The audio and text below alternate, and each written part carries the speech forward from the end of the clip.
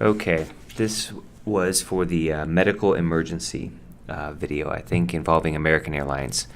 And this is just explaining some of the extra vocab or the words that are used to give some extra meanings, context, example sentences, etc. So there's this joke, okay? You may versus you can. Now, the correct way to say is, teacher, may I go to the bathroom?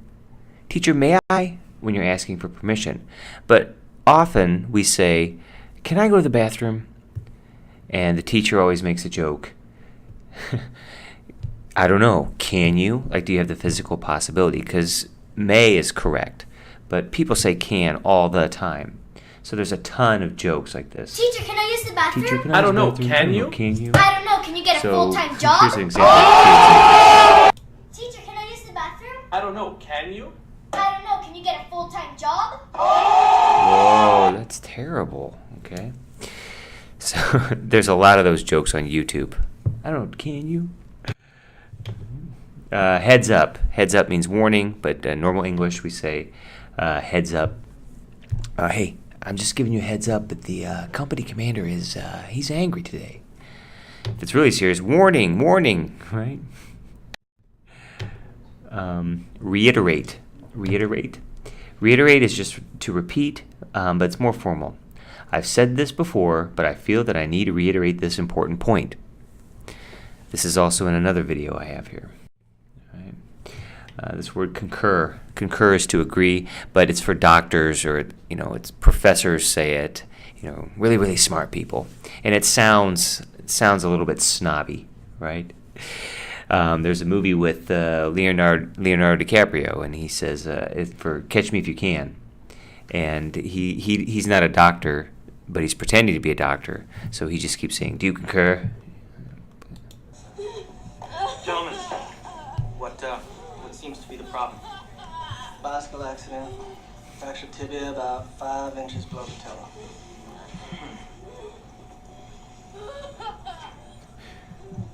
Dr. Harris.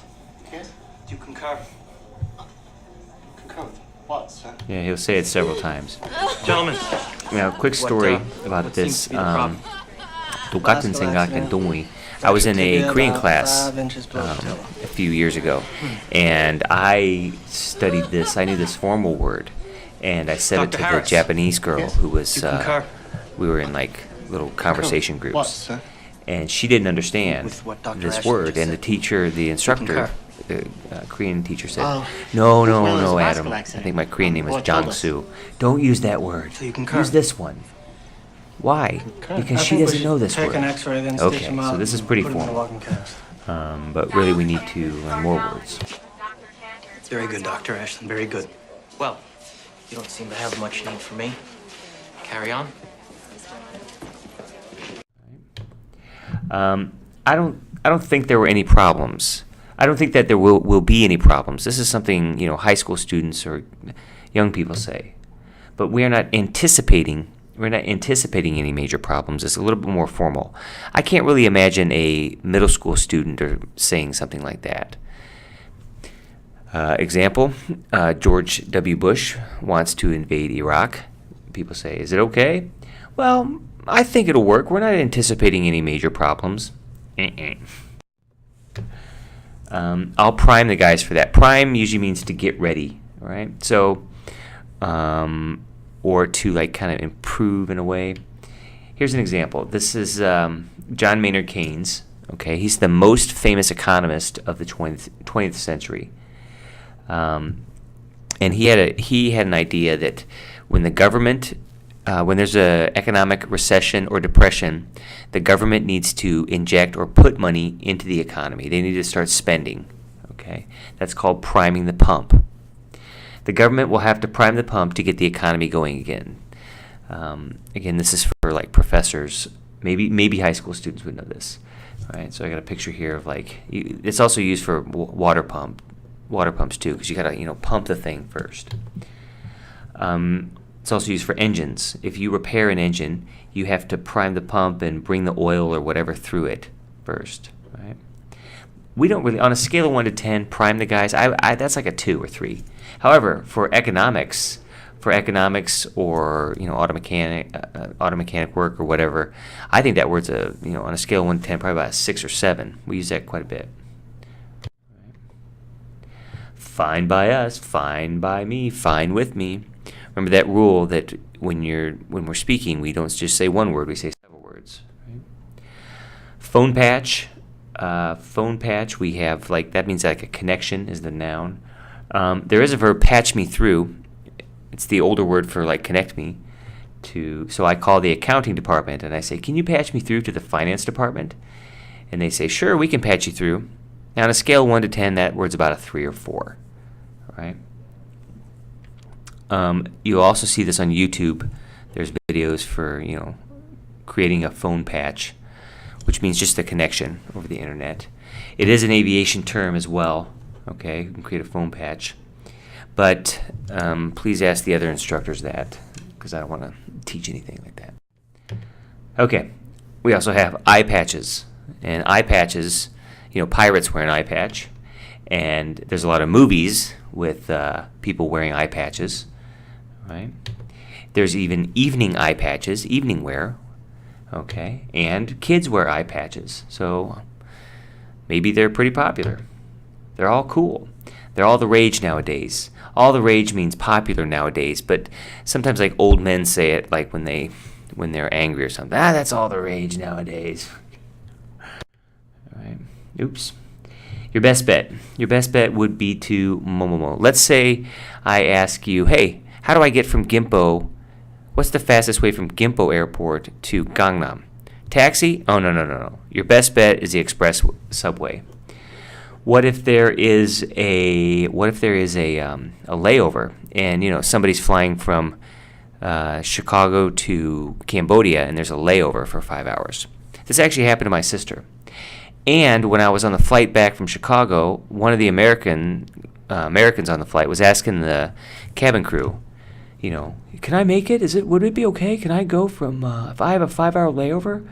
Could I go from Incheon and can I go into the city? Well, your best bet, I think, would be to get on the airport rail line, go directly to Hongdae or something, take a few pictures, and then go back. But it's risky. Right? And again, there's a lot of those connecting flights or layovers from Incheon to wherever. So sometimes people want to leave the airport and they ask that question. They also say this, she's been complaining of chest pains, medical. Complaining about is more like, rah, rah, rah, rah, rah, right? Boy, she's been complaining about him all day. Doctor versus physician. Is there a difference?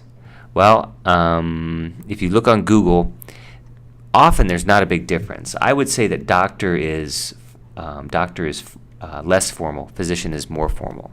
She's in the care of her physician. You're my physician. Doctor, maybe. Doctor! Shorter, quicker, something like that. Yeah, I Googled this. You'll see an article on that, right? Ill versus sick versus hurt. I think illness is usually a longer term thing, or more formal. He's been ill for several days. He's suffering from an illness. I'm sick. I have the flu. I vomited. Whatever. Hurt is more again for injury, and I've heard some Koreans make this mistake before. I'm hurt. You can say my stomach hurts. I'm emotionally hurt. But I am sick. Oh, I'm sick. Interesting side note here. I worked with some Irish coworkers, and this was funny because sometimes we come into work. Maybe you're hungover. You have a hangover. But the Irish coworker would often say, "Oh, I'm really sick today. Oh, yeah, I'm sick today." And the Americans, we said, you're not sick, you have a hangover, or you are hungover. Oh, no, in Ireland it means I'm sick. Sorry about my bad Irish impression there. Okay. By the way, have a hangover. Okay, Valium, Xanax, and Zoloft. If you're depressed, if you're sad, in the United States, a lot of times people take prescription drugs. There's a lot of pharmaceutical companies. The pharmaceutical companies make a lot of money. All right. These are the common, the 3 most prescribed drugs, I think, for that, or medications. Zoloft, I don't know what this is, and Xanax. But maybe, one of the passengers could have that problem, and you have to tell them. Herb quit smoking with Chantix and support. Talk to your doctor about Chantix and a support plan that's right for you.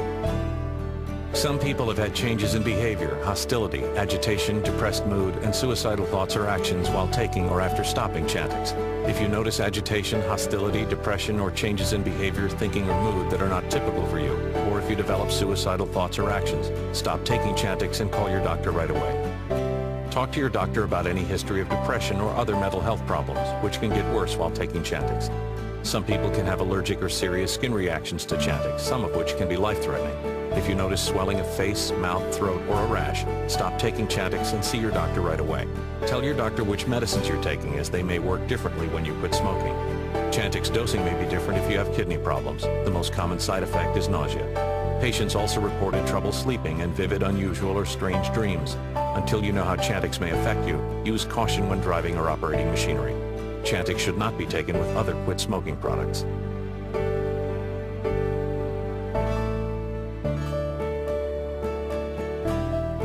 The urges weren't like they used to be, and that helped me quit.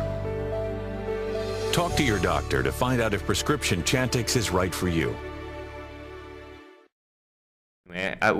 We can play the whole thing later, but on those commercials you will hear a lot of words and phrases and terms. Okay. Also, it's still a work in progress. We're still working on it. You'll hear that. Okay.